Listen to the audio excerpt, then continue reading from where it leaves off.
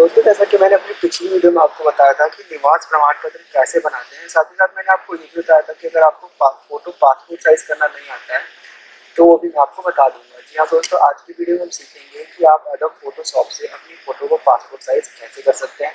पर वीडियो को शुरू करने के पहले अगर अभी तक आपने चैनल को सब्सक्राइब नहीं किया है तो रेड बटन दबा के चैनल को सब्सक्राइब कर लीजिए और साथ ही साथ बेल आइकन को दबाना ना भूलें। तो फोटो को छोटा करने के लिए हमारे पास एडोब फोटोशॉप होना चाहिए, तो हम अपने सिस्टम में एडोब फोटोशॉप खोल लेते हैं।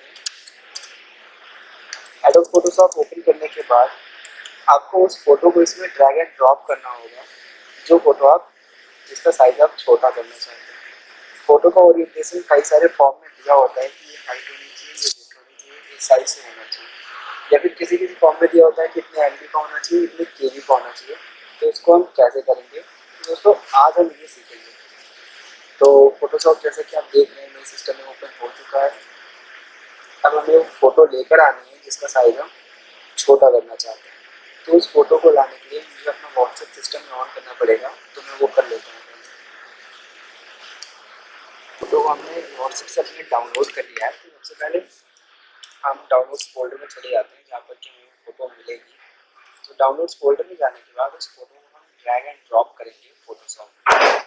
तो यहाँ से हम चले जाते हैं डाउनलोड्स में। यहाँ देखिए ये इमेज है, इसको हम ड्रैग एंड ड्रॉप कर लेते हैं फोटोशॉप में। जब आप इसको फोटोशॉप में ड्रैग एंड ड्रॉप करेंगे तो आपको इस टाइप की एक एरर आती है, क्योंकि व्हाट्सएप से जब हम इमेज को डाउनलोड करते हैं तो उसके कुछ पिक्सल्स मिसिंग हो जाते हैं और उसका जेपीजी एसओएस मार्कर गड़बड़ हो जाता है। उसको हम कैसे सही करेंगे, इसके लिए आपको दोस्तों ये करना है कि इस फोटो को हम ओपन कर लेंगे एमएस पेंट में, और माइक्रोसॉफ्ट पेंट में ओपन करने के बाद इस फोटो को हम फिर से सेव कर देंगे।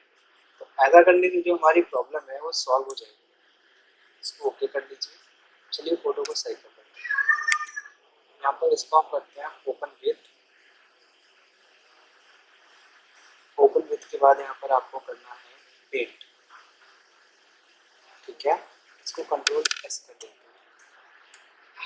कंट्रोल एस के बाद हम इस फोटो को फोटोशॉप में ओपन करेंगे तो फोटो ओपन हो जाएगी। ये देखिए ओपन हो चुकी है। तो पहले इस फोटो को हमें क्रॉप करना है। क्रॉप करने के लिए यहाँ पर देखिए क्रॉप का टूल दिख रहा है, इस टूल पे क्लिक करके आपको अपना लेफ्ट कर्सर दबा के ड्रैग एंड ड्रॉप करना है। ड्रैग एंड ड्रॉप के बाद हम क्रॉप एरिया को यहाँ पर सिलेक्ट कर लेंगे। फोटो हमारी कटने ना पाए उतनी ही कटे, फिर उसके बाद एंटर प्रेस करना है, ठीक है। अब फिर से एक बार क्रॉप कर लेते हैं। थोड़ा सा गड़बड़ हो गया इसमें, तो अगर गड़बड़ होती है तो आप कंट्रोल जेड से उसको सही भी कर सकते हैं, ठीक है। अब हम जाएंगे इमेज में। इमेज में यहाँ देखिए आपको दिखेगा इमेज साइज। अब यहाँ पर इमेज आप देख सकते हैं 2.1 MB की है, तो इसको छोटा करना है। पहले तो हम ये हटा लेते हैं कॉन्स्टेंट प्रोपोर्शन। इसकी विड्थ हम डाल देते हैं 700 थी, इसकी विड्थ हम कर देते हैं 250 और हाइट इसकी हम कर देते हैं 300। यहाँ ध्यान दीजिएगा कि पिक्सल में, ठीक है। तो इसको कंट्रोल सेव कर लेते हैं। दोस्तों ये तो छोटी सी वीडियो की कैसे हम इमेज का साइज कम कर सकते हैं। अगर आप इस इमेज को थोड़ा सा और लाइटर या ब्राइटर करना चाहते हैं तो कंट्रोल एम दबा लीजिए।